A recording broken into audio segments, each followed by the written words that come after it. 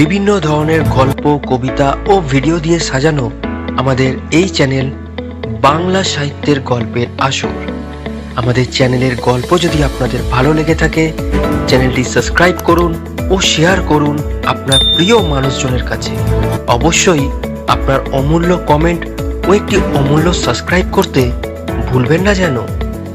আজকে আপনাদের জন্য নিয়ে এসেছি লেখক হরিনারায়ণ চট্টোপাধ্যায়ের লেখা একটি রহস্য ও রোমাঞ্চকর ভৌতিক কাহিনী, উপাস সাহেবের বাংলো।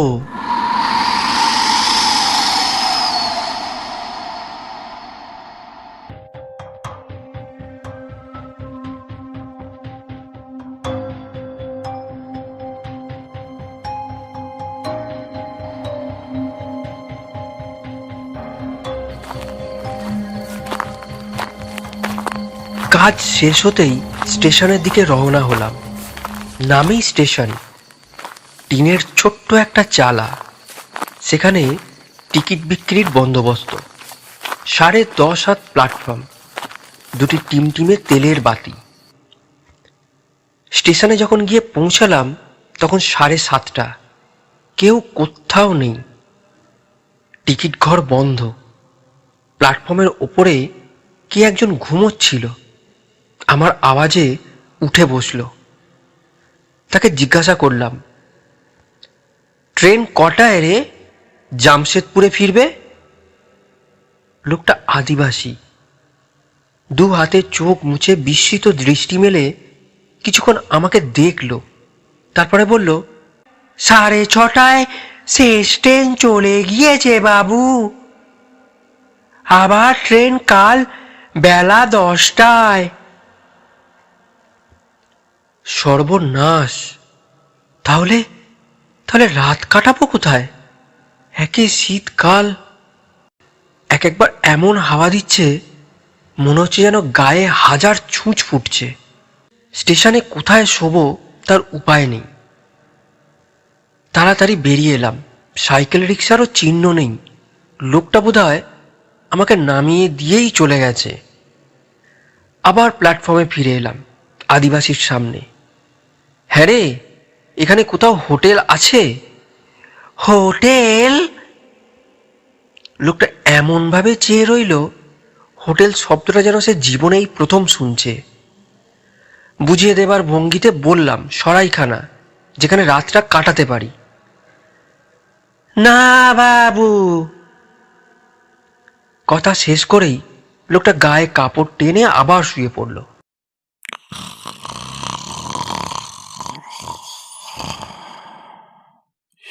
সঙ্গে সঙ্গে নাসিকাধ্বনি। এরপর ধাক্কা দিলেও উঠবে এমন আর মনে হলো না। সঙ্গে বিছানাপত্র বা বাক্স প্যান্ডার কিছুই ছিল না। থাকবার কথাও নয়। শহরের অফিস থেকে এখানে একটা জরুরি চিঠি বহন করে এনেছিলাম। বন বিভাগের ছোট্ট একটা অফিস আছে, সেখানে একটা টেন্ডার পৌঁছে দেওয়া। আসবার সময় বাসে এসেছিলাম। যাবার সময় শুনলাম বাস বন্ধ। পথের মাঝখানে একটা বাস বুঝি মানুষ চাপা দিয়েছে। ব্যাস, তাই নিয়েই হই হই কাণ্ড। ইঁট মেরে গোটা কয়েক বাস অচল করার পর বাস আর যাচ্ছে না। অপেক্ষা করে ক্লান্ত হয়ে একটা সাইকেল রিক্সা ধরে স্টেশনে এসেছিলাম। ট্রেনেরও এই ব্যাপার। এই ঠান্ডায় এভাবে খোলা আকাশের নিচে দাঁড়িয়ে থাকলে জমে যাবার আশঙ্কা। যেভাবেই হোক আশ্রয় একটা খুঁজতেই হবে। আলোয়ানটা কোটের ওপর ভালো করে জড়িয়ে হাঁটতে আরম্ভ করলাম। দুপাশে ঘন জঙ্গল। বন্য জন্তু আছে কিনা ঈশ্বরই জানেন। উপস্থিত জোনাকির ঝাঁক দেখা যাচ্ছে। সমস্ত শরীর ঠক ঠক করে কাঁপছে। বারবার হাঁটুতে হাঁটুতে ঠোকাঠুকি হয়ে যাচ্ছে। বুকের মধ্যে এমন শব্দ হচ্ছে যে কোনো মুহূর্তে হৃদস্পন্দন থেমে যেতে পারে। অনেকটা চলার পর জঙ্গলের এলাকা পার হলাম। লোকালয়ের চিহ্ন মাত্র নেই। কুলিদের 2-1টা ঝুপড়ি। সেখানে আশ্রয় চাওয়া অর্থহীন। অন্ধকার রাত, আকাশে চাঁদও নেই, একটা নক্ষত্রও নয়। ভাবলাম বন বিভাগের অফিসেই চলে যাই। প্রহরীকে ডেকে তুলে তার ডেরায় রাত কাটাবার ব্যবস্থা করি। আন্দাজে রাস্তা ধরে অনেকটা চললাম। তেপান্তরের মাঠ, মাঝে মাঝে আগাছার ঝোপ। আসবার সময় এ মাঠ দেখেছিলাম বলে মনে হলো না। তার মানে রাস্তা ভুল করেছি? শুধু কি কনকনে শীত! সকালে পেটে শুধু চা রুটি পড়েছিল, ব্যাস। তারপর থেকে পেট খালি। ভেবেছিলাম বাস যখন মাঝে মাঝে থামে তখন রাস্তার পাশের দোকান থেকে কিছু কিনে নেব। হাত ঘড়ি দেখে বুঝলাম প্রায় 2.5 ঘন্টা ধরে ঘুরপাক খাচ্ছি। গাছ দেখে মনে হচ্ছে একই জায়গাতে ঘুরছি। এভাবে সারা রাত ঘুরলে তো মারা পড়ব। এবার রাস্তা ছেড়ে মরিয়া হয়ে মাঠের মধ্যে দিয়ে কোনাকুনি হাঁটতে শুরু করলাম। উঁচু নিচু জমি, বারবার ঠুক্কর লাগলো। কাঁটা গাছে পায়ের ছাল রক্তাক্ত হয়ে গেল। হঠাৎ সামনের দিকে চেয়ে চমকে উঠলাম।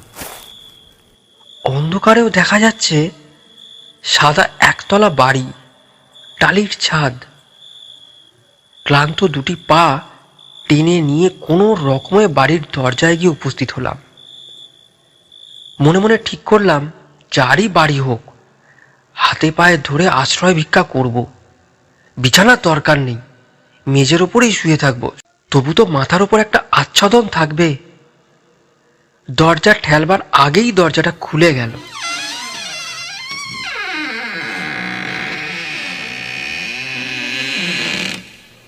পাদ্রির পোশাক পরা দীর্ঘ চেহারার একটি লোক হাতে হ্যারিকেন নিয়ে এসে দাঁড়ালো।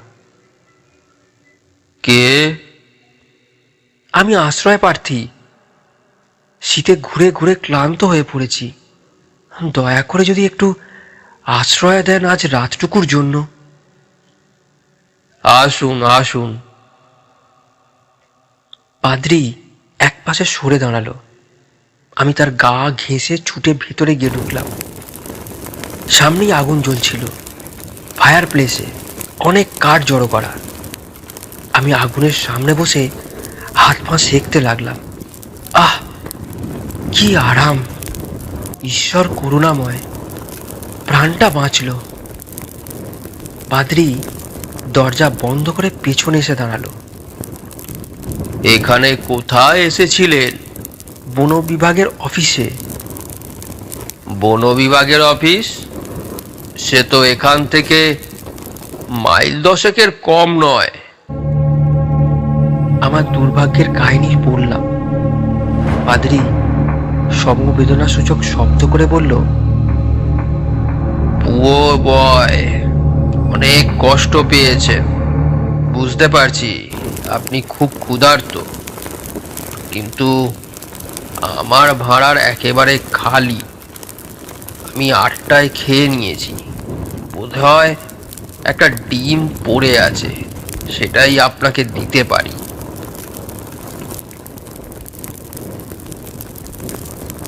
ছোট একটা ডিম অমলেট করে পাদ্রি নিজে আমার মুখের সামনে ধরল। খুব ক্ষুধার্ত কুকুরের সামনে রুটির টুকরো ফেলে দিলে যেমন হয়, তেমনিভাবে আমি অমলেটের ওপর ঝাঁপিয়ে পড়লাম। কয়েকটা মুহূর্ত, তারপরেই প্লেট পরিষ্কার। ধপধপে কোমল বিছানা, গরম কম্বল। পাদ্রি দরজা পর্যন্ত এগিয়ে দিয়ে গেল। আর দেরি করবেন না, আপনি ভীষণ পরিশ্রান্ত। শুয়ে পড়ুন, আশা করি কাল বাস চালু হয়ে যাবে। খুব সাবধানে দরজা ভেজিয়ে পাদ্রি বেরিয়ে গেল। কম্বলটা গায়ে জড়িয়ে বিছানায় শরীর ঠেকাবার সঙ্গে সঙ্গে গভীর নিদ্রায় মগ্ন হয়ে গেলাম। রাত কত জানবার উপায় নেই। হাতঘড়িটা খুলে জানালার তাকে রেখে দিয়েছিলাম। হঠাৎ চোখে উজ্জ্বল আলো লাগাতে চমকে চোখ খুলে দেখলাম ভোর হয়ে গেল বোধহয়। কাঁচের জানলা দিয়ে সূর্যের আলো এসে পড়ছে। ঘুমের ঘোর কাটতে একটু সময় নিল। চোখ চেয়ে যা দেখলাম তাতে আমার সারা শরীর রোমাঞ্চিত হয়ে উঠল। ঘাড় খাড়া হয়ে উঠল চুল। উজ্জ্বল হ্যারিকেন হাতে একটা মুখ আমার উপর ঝুঁকে পড়েছে। মুখ বললাম বটে, কিন্তু মুখ নয়, একটা মরার মাথা, চোখের জায়গায় বিরাট গর্ত, দাঁতগুলো বেরিয়ে আছে। এ যে জ্যান্ত মানুষ গো, কতদিন পরে জ্যান্ত মানুষ দেখলাম, তাও আবার পুরুষ মানুষ। পুরুষ মানুষ কথাটা উচ্চারণ করার সঙ্গে সঙ্গে মনে হলো চোখের গর্ত থেকে তীব্র লাল আলো বিচ্ছুরিত হলো। খটখট করে উঠল দাঁতের সার। এই পুরুষগুলো দুনিয়া থেকে মুছে ফেলতে পারতাম। কথাগুলো সব আমার কানে এলো, কিন্তু সমস্ত ইন্দ্রিয় এত ক্লান্ত যে সবকিছু শোনার বা বোঝার সাধ্য আমার ছিল না। কি হয়েছে রে, কি হয়েছে? আর একটা কর্কশ শব্দ কানে এলো। চোখ ফিরিয়ে দেখলাম আলোর আওতায় আর একটা মুখ ভেসে উঠল। এও মুখ নয়, করটি। শূন্যে শুধু মুখটা ভাসতে ভাসতে এলো। এই দেখ, জলজ্যান্ত পুরুষ একটা এসেছে, গায়ে মাংস রয়েছে, আরাম করে আমাদের জমিতে শুতে এসেছে রে। বলিস কি জোয়ান, স্পর্ধা তো কম নয়। তোর তো মনে আছে আমার কথা? ও মা, মনে আবার নেই? এই তো সেদিনের কথা, আমার চোখের সামনেই তো সবকিছু ঘটলো। আমি তো কোনো দিনও বলবো না সে ঘটনা ভোলা যায় ডরোথি। এটুকু বুঝতে পারলাম দুজনেই মেয়ে, একজনের নাম জোয়ান আর একজনের নাম ডরোথি। উজ্জ্বল হ্যারিকেনটা দুলে দুলে উঠল, আর সঙ্গে সঙ্গে কর্কশ একটা শব্দ, ঘর ঘর ঘর ঘর। বাড়ির সাদা দেওয়ালগুলো সরে সরে গেল।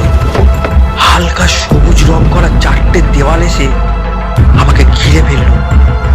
আগের দেওয়াল সাদা আর একেবারে শূন্য, কিন্তু এ দেওয়ালে নকশা কাটা কাগজ আঁটা, গোটা দুয়েক ছবিও টাঙানো রয়েছে, একটা ক্যালেন্ডার। আমি অবশ হয়ে পড়ে আছি। দু একবার উঠবার চেষ্টা করেও পারলাম না। নিজের গায়ে চিমটি কাটলাম, বেশ লাগলো। তার মানে আমি সজ্ঞানেই রয়েছি।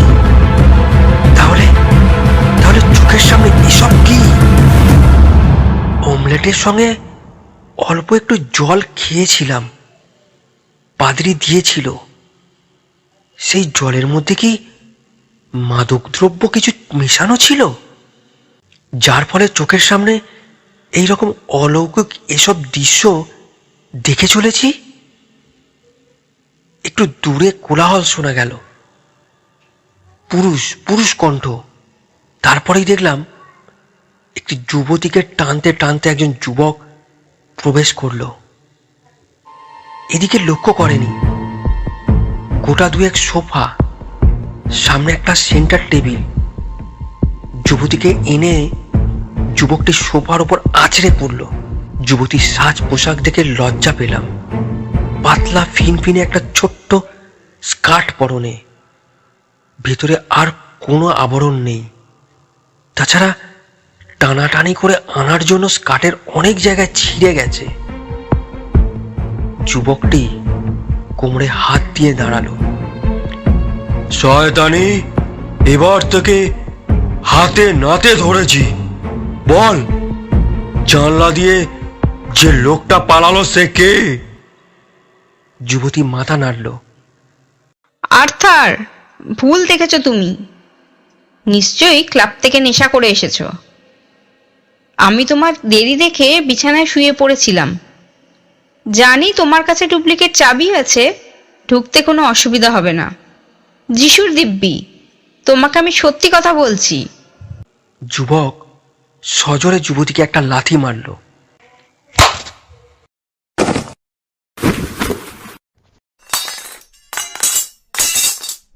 যুবতী সামলাতে না পেরে কোচ থেকে মেঝের উপর গড়িয়ে পড়ল। পোশাক সরে গিয়ে ঊর্ধ্বাঙ্গ একেবারে অবারিত।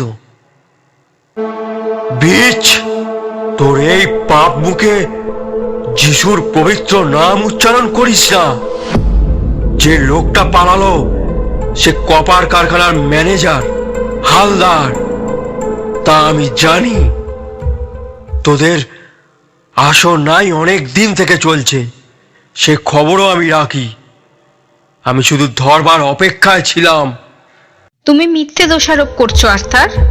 ডরথিকে জিজ্ঞাসা করো, সে তোমাকে সব কথা বলে দেবে। ডরথি?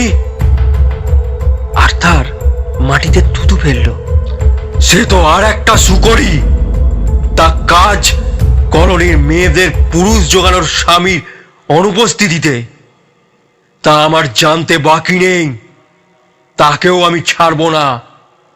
সে অনেক ঘরের শান্তি নষ্ট করেছে। তাকে দুনিয়া থেকে হটাতে হবে। তুমি সব বাজে কথা বলছো। নিজের দোষ ঢাকবার জন্য এসব কথার অবতারণা করছো তুমি। চোপ রাও।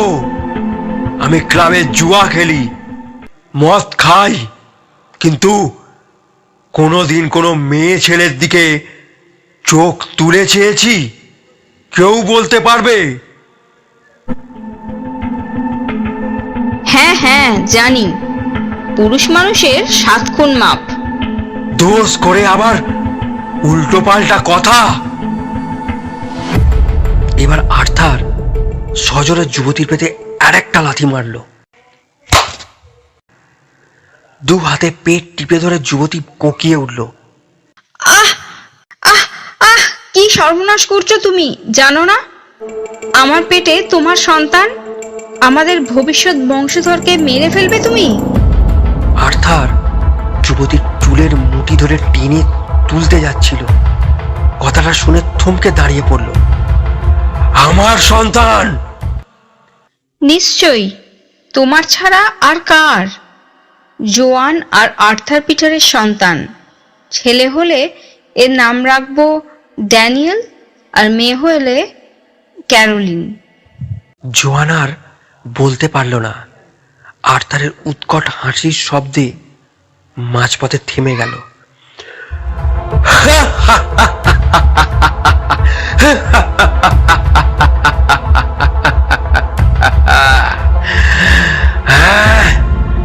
দেওয়ালে একটা কোট টাঙানো ছিল।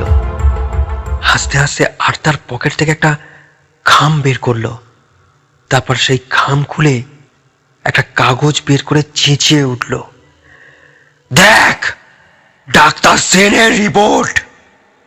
আমি কোনো দিন সন্তানের জন্ম দিতে পারবো না। গত যুদ্ধে আমার এই সর্বনাশ করেছে। অপারেশন করে গুলি বের করার সময় আমার পৌরসত্ব হরণ করেছে। কাজেই যেটা তোর পেটে এসেছে সেটা নেটিভ হালদারের দান। নিজের কথায় নিজে ধরা পড়েছিস শয়তানি। আজ তোর শেষ দিন। আর্থার কোমর থেকে রিভলভার বের করল। রিভলভার থেকে জোয়ান মরিয়া হয়ে আর্থারের উপর ঝাঁপিয়ে পড়ল। দুজনের ধস্তাধস্তি শুরু হলো। আমি বুঝতে পারলাম ঘামে আমার সমস্ত দেহ ভিজে গেছে। চেঁচাতে গিয়ে দেখলাম গলা থেকে কোনো স্বর বের হচ্ছে না। চোখের সামনে একটা নারকীয় কাণ্ড ঘটে যাবে, অথচ নিজে আমি অসহায়ের মতনই সব দেখব। ভাবতেও খারাপ লাগছে, কিন্তু নিরুপায়। উঠে বসবার শক্তি সঙ্গ করতে পারলাম না। কি হচ্ছে কি আর্থার? বাড়িটাকে নরককুণ্ড করে তুলেছ যে। জানলার কাছে আর একটি তরুণী এসে দাঁড়ালো। জোয়ান মেয়েটিকে দেখে চিৎকার করে উঠল, ডরথি, আমাকে বাঁচাও, পশুটা আমাকে শেষ করে দিতে চাইছে। মুহূর্তের জন্য জোয়ান একটু অন্যমনস্ক হয়ে গিয়েছিল, আর তার এর সুযোগ হারালো না। রিভলভারের নল একেবারে জোয়ানের মাথায় ঠেকিয়ে ট্রিগার টিপল। গুরুম, নীল আলোর শিখা সঙ্গে সঙ্গে ঘিলুর কিছুটা ছিটকে দেওয়ালে আটকে রইল। জোয়ানের শরীরটা দু এক মুহূর্ত স্থির হয়ে রইল, তারপর টলে পড়ল মেঝের ওপর। সারা মুখ রক্তে ভেসে গেল। খুন, খুন, আর্থার খুন করেছে। ডরথি চিৎকার করে উঠল, তোকেও শেষ করব, সাক্ষী রাখতে নেই। আর্থার রিভলভার হাতে জানালা দিয়ে লাফিয়ে বাইরে পড়ল। একটু পরে গুম করে আর একটা শব্দ, সঙ্গে সঙ্গে নারী কণ্ঠের চিৎকার। তারপরেই অখণ্ড নিস্তব্ধতা। বোঝা গেল আর্থারের দ্বিতীয় গুলিতে ডরথি খতম। আবার উঠবার চেষ্টা করলাম, পারলাম না। ঘর ঘর করে শব্দ, বিরাট একটা কাঠের চাকা যেন ঘুরছে। দেয়ালগুলো সরে সরে গেল। বুঝতে পারলাম আবার পুরনো দেয়াল ফিরে আসবে, পুরনো পরিবেশ। কিন্তু না, এবার আর কোনো দেওয়ালই ফিরে এলো না। পরিবর্তে কনকনে ঠান্ডা হাওয়া, হাড়ের মধ্যে রক্ত জমিয়ে দেবার মতো অবস্থা। হাত দিয়ে অনুভব করলাম বিছানাও উধাও। ভিজে ঘাসের ওপর শুয়ে আছি। শিশিরে ভেজা ঘাস, শিশিরে ভেজা মাঠ, আকাশের দু একটা নক্ষত্র, মিটমিটে দীপ্তি। তার মানে অনাবৃত আকাশের তলায় মাটির শয্যায় শুয়েছিলাম। উঠে বসলাম। সারা রাত ঠান্ডায় শুয়ে হাত পা নাড়াবার সাধ্য নেই। হিমে আড়ষ্ট, অনেক কষ্টে উঠে বসলাম। রাত প্রায় শেষ। পূর্ব দিকে আলোর আঁচড়। এবার ভোর হবে। একটু একটু করে আলো ফুটল। পরিবেশের দিকে নজর দিয়েই এবার চমকে উঠলাম। কবরখানার মধ্যে শুয়ে আছি। একেবারে দুপাশে দুটো কবর। ঝুঁকে পড়ে প্রস্তর ফলকের লেখা পড়লাম, জোয়ান পিটার, জন্ম 1926, মৃত্যু 1950। এ পাশের প্রস্তর ফলককে দেখলাম ডরথি জোন্স, জন্ম 1920, মৃত্যু 1950। জানি না এগিয়ে গেলে আর্থারের কবর দেখতে পাবো কিনা। আগ্রহ আর সাহস কোনোটাই হলো না। বুঝতে পারলাম মেরুদণ্ড বেয়ে ঠান্ডা একটা শিহরণ। বুকের স্পন্দন অত্যধিক দ্রুত। যেমন করে হোক এই পরিবেশ ছেড়ে পালাতেই হবে। সম্ভবত কাল আশ্রয়ের আশায় মাঠে মাঠে ঘুরে ক্লান্ত হয়ে কবরখানার মধ্যেই শুয়ে পড়েছিলাম। তারপর উত্তেজিত মনে বিচিত্র স্বপ্ন দেখেছি। উঠে পড়লাম। রাস্তার দিকে এগোতেই মুখোমুখি দেখা হয়ে গেল। একটা শাল গাছের নিচে পাদ্রী দাঁড়িয়ে আমাকে দেখে বলল, আশা করি ভালোই ঘুমিয়েছেন। এই রাস্তা ধরে সোজা চলে যান, বাস স্টপ পাবেন। প্রথম বাস এখানে 6:10। মাথাটা ঘুরে উঠল। পেছন দিকে ফিরে দেখলাম ঘন কুয়াশায় কবরখানা ঢাকা পড়ে আছে। কিচ্ছু দেখা যাচ্ছে না। পাদ্রীকে বললাম, কাল আমি তো আপনার বাড়িতেই আশ্রয় নিয়েছিলাম। পাদ্রী বলল, হ্যাঁ, এখানে আমার বাড়িকে সবাই বলে কুপার সাহেবের বাংলো, কিন্তু আমি কিছু বুঝতে পারছি না। রাত্রে অদ্ভুত সব স্বপ্ন দেখেছি, জোয়ান, ডরোথি আর আর্থারের নৃশংস হত্যাকাণ্ড। জেগে উঠে দেখি কবরখানায় শুয়ে আছি। কি সব বলছেন? ওই তো আমার বাংলো। পেছন ফিরে দেখলাম, কিছুই দেখতে পেলাম না। সামনের দিকে চেয়ে দেখলাম গাছতলায় পাদ্রী নেই, একেবারে ফাঁকা। আবার পেছনে দেখলাম কুয়াশা সরে গেছে, কবরখানা পরিষ্কার দেখা যাচ্ছে। প্রস্তর ফলকগুলো শোণিত বর্ষার মতন রোদে চকচক করছে।